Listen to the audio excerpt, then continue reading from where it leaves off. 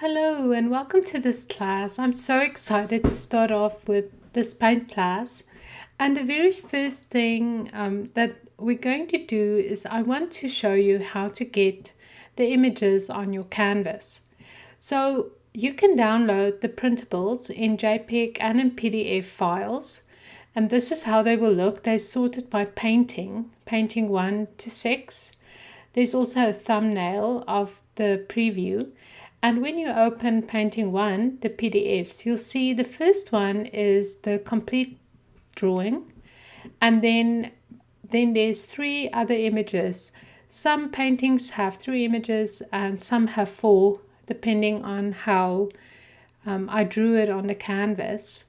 And the easiest thing to do is just print out page 1, 2, and 3, which is basically the last 3 pages that you see here. And then we're going to trim them and stick them together, and then we're going to trace them onto our canvas. And how we're going to do that is when you print them, your printer will automatically print that little edge. And you just want to take a paper trimmer and just trim the sides so that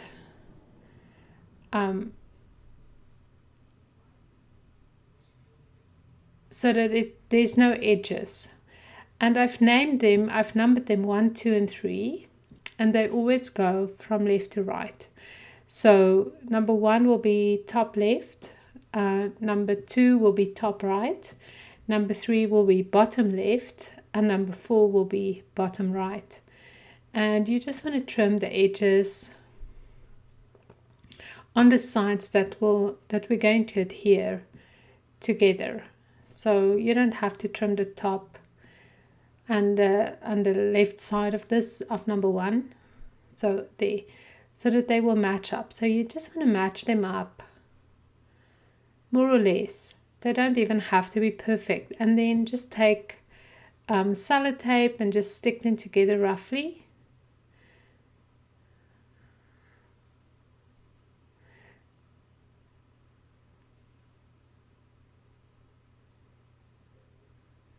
You can also take the files on a little thumbnail drive and just take it to Staples and just get it printed.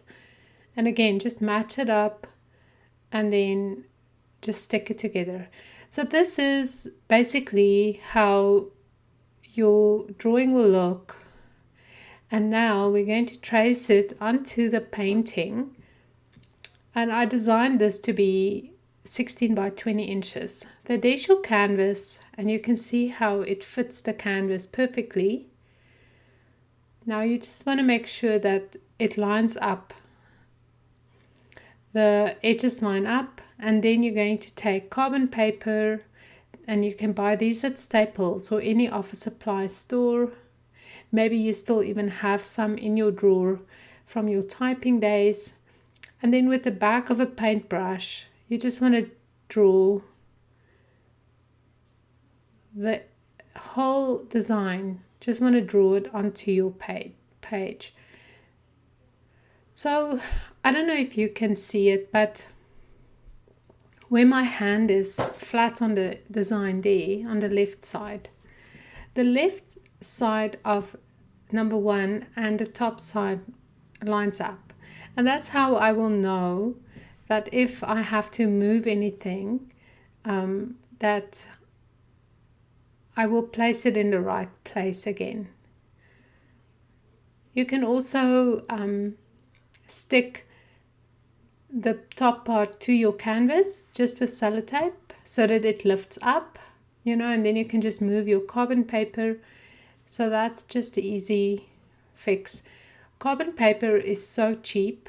I bought I think 10 little pages for $3 or $4. It's really cheap, but it's so cool and it's so easy to just it's such a wonderful way just to get the design on your paper. And that's just the back of a paintbrush that I'm using to draw it on.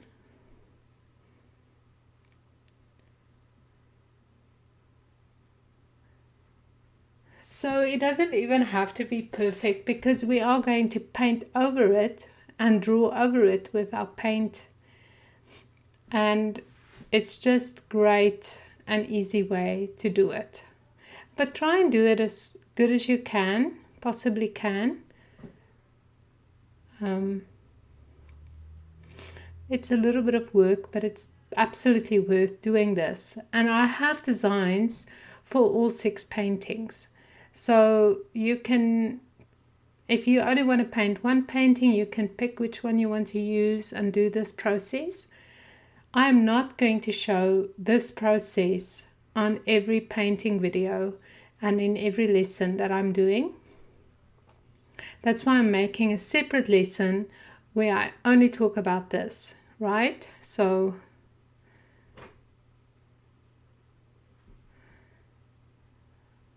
and I'm also not drawing the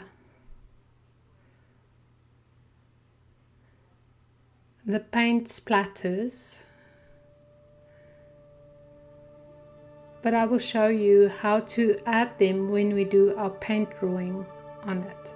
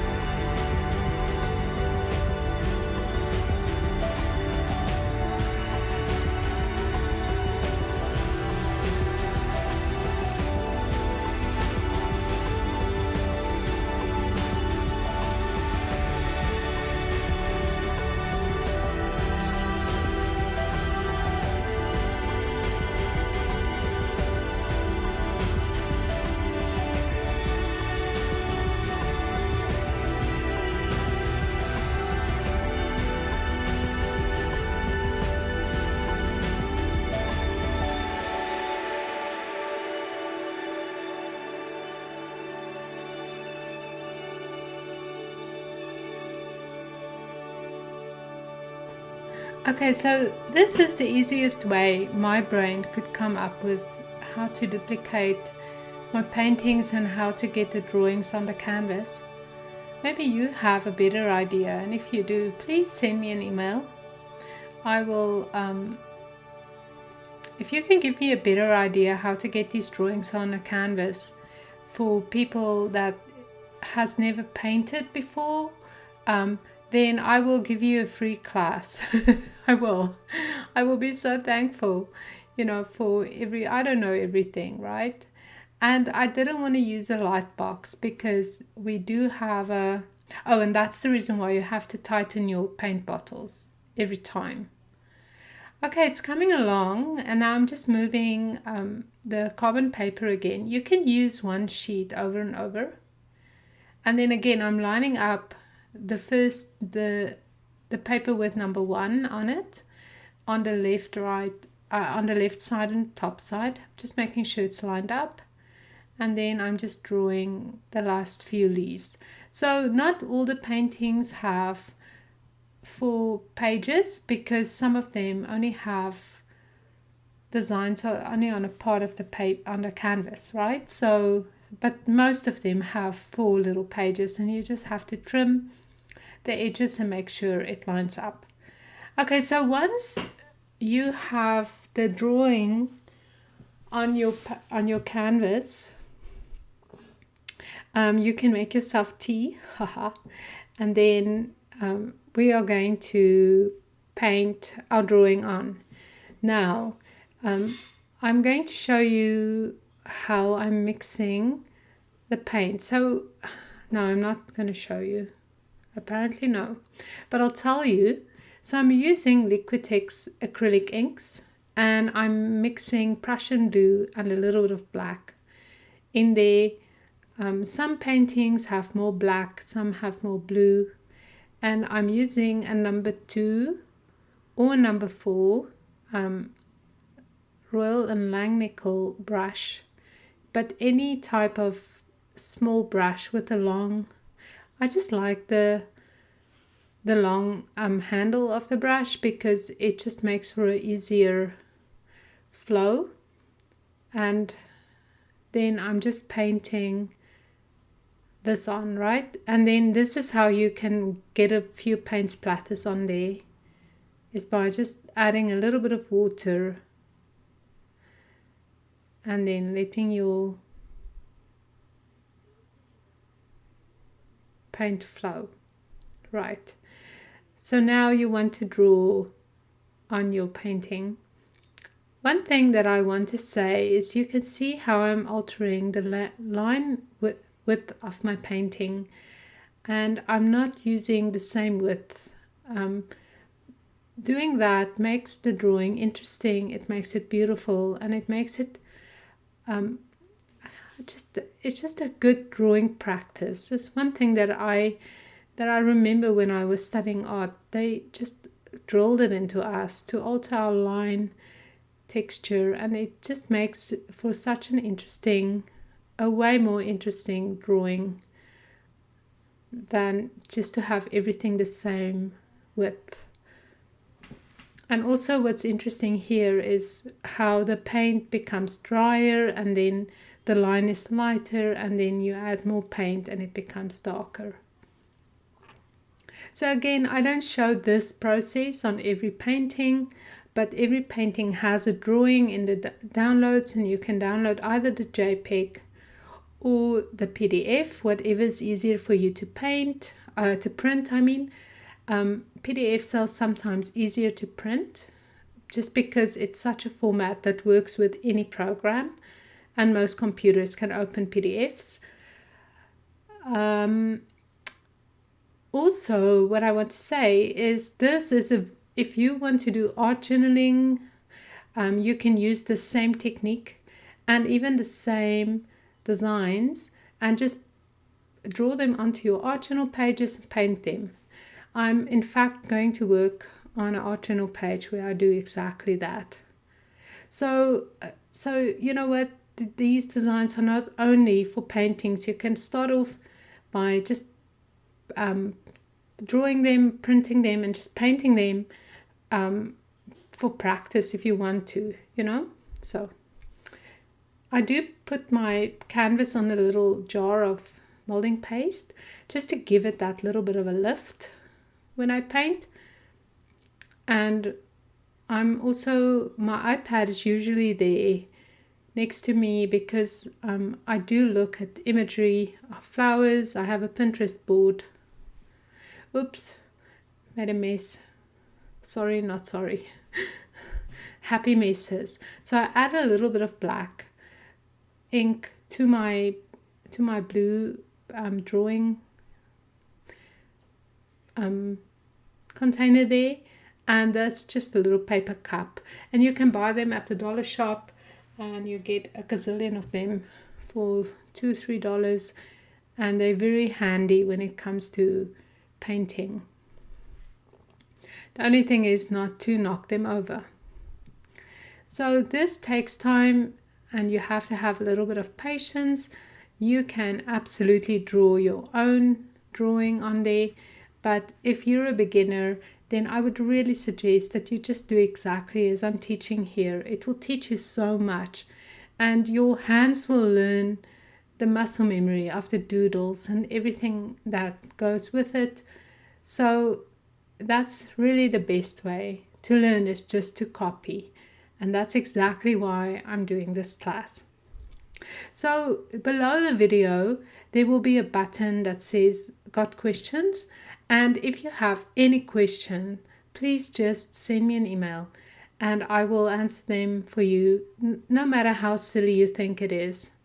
I'm here to help. I really want you to have a good experience with this workshop, and whenever you have questions, please just send me an email and I will respond to you as quick as I can.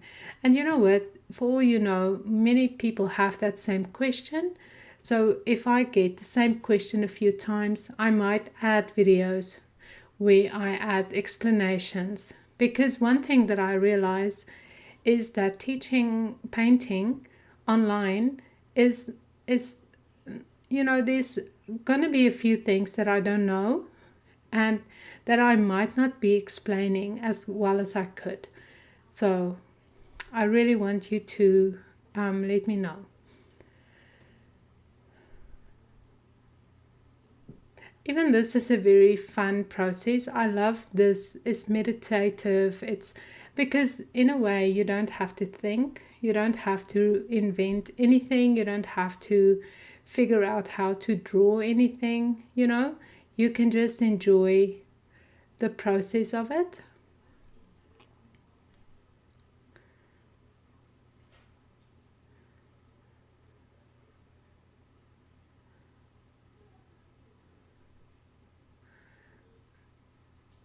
And you can just trace and draw and enjoy. It's really fun to do this. Okay, the other thing that I just have to say is remember to prime your canvas before you start. That's another part of this whole process I didn't show, because I actually primed my canvases long before I started the paintings. I have days where I just prime canvases and I didn't film that. So just with gesso, just prime it with 1 or 2 layers of gesso, and that will make the painting, your paint will just go on so much smoother and better on a primed canvas than on an unprimed canvas. And I do suggest using a fairly good quality gesso. I love the Liquitex ink, the Liquitex paint gesso, and that's what I use, and I just love it. So I can recommend it. So we're almost done here. And then once this is dry, you have to let the drawing dry completely before we start the paint. Otherwise, everything is going to smudge. I like using the inks because when you paint over it, it doesn't smudge. So I hope I explained this process well enough. And then once you've done your drawings, we'll start the paintings. So I'll see you in those lessons, and there's going to be 6 of them. So I'm very excited to start.